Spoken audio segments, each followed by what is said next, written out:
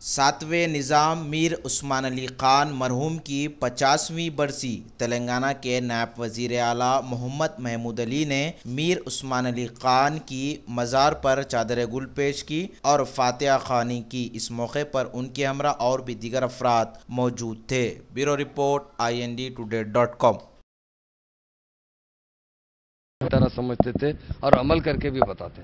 आज मौरिखीन ने उनके बारे में लिख रहे हैं कि बहुत से मंदिरों को, बहुत से यतीम खानों को, हर जगह वो दिल खोलकर पैसा दिया करते थे। सारे हिंदुस्तान में नहीं, सारी दुनिया में जहाँ पर भी कोई मतलब किसी वजह से कोई मसाइब पैदा होते हैं, तूफान आते हैं, साइक्लोन होता है या खैर साली होती है, तो निज़ाम सरकार से मदद की जाती थी। और हिंदुस्तान में तो हमेशा वो हमारी हुकूमत को भी, जो सेंटर में दिल्ली में हमारी हुकूमत है, जब वो इंदिरा गांधी उनसे मिलने आए थे तो डेफिनेट उन्होंने उनको अपनी बेटी कहा, और बेटी कहते हुए ये कहा कि मैं जो भी मेरे से मदद हो सकती है। और उन्होंने अपॉइंटमेंट नहीं लिया था। जब उन्होंने कहा कि आपकी बेटी आई तो खुद निज़ाम सरकार ने उन्हें बुलाकर वो अपनी हिंदुस्तान की मदद के बारे में बहुत सी बातचीत की और हमेशा मदद करते रहे। वो एक ऐसे बादशाह थे जो रियाया परवर बादशाह थे। और तेलंगाना राष्ट्र समिति आज जो हमारी स्टेट है वो निज़ाम स्टेट ही है। आज 10 डिस्ट्रिक्ट को हमारे ऑनरेबल सीएम साहब ने 27 डिस्ट्रिक्ट किए, क्योंकि एडमिनिस्ट्रेशन के ताल्लुक से आबादी का तनासुब बढ़ते जा रहा है। अगर छोटे डिस्ट्रिक्ट होंगे एडमिनिस्ट्रेशन बहुत अच्छा होगा। तेलंगाना स्टेट में हमारे ऑनरेबल सीएम साहब ने कई बार और यहाँ खुद भी ज़ियारत के लिए आए थे और उनकी मग़फ़िरत की दुआ और फातिहा ख़ानी करवाई गई। खुद हमारे KCR साहब जो हमारे चीफ मिनिस्टर भी यहाँ तशरीफ़ लाए थे, वो हमेशा यही चाहते हैं जिस तरह निज़ाम सरकार ने हुकूमत चलाई है, रियाया परवर बादशाह थे। और आज डेमोक्रेसी में हमारे ऑनरेबल सीएम साहब वही रियाया परवर चीफ मिनिस्टर बनकर काम कर रहे हैं। आज तेलंगाना स्टेट यकीनन निज़ाम सरकार के नाम को फिर से हम जिंदा भी रखना चाहते हैं, क्योंकि उन्होंने जो फलाही काम किए थे।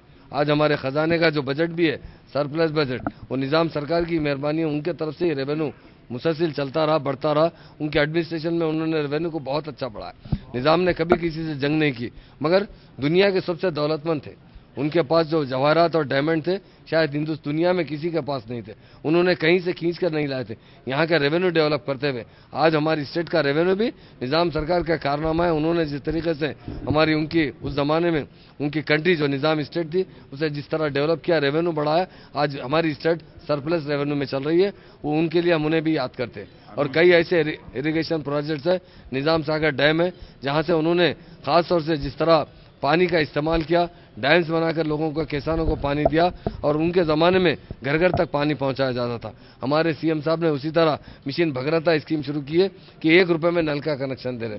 जिस वक्त गंडीपेट से पानी सप्लाई करने की बात आई थी, निज़ाम सरकार से लोगों ने कहा कि थोड़ी सी आप इनसे चार्जेस लीजिए, तो उन्होंने काफ़ी दिन तक सख्त बहस करते रहे ऑफिसरों से कि पानी जो अल्लाह ताला बगैर पैसों के देता है, हम किस तरह बेच के पैसे लेंगे।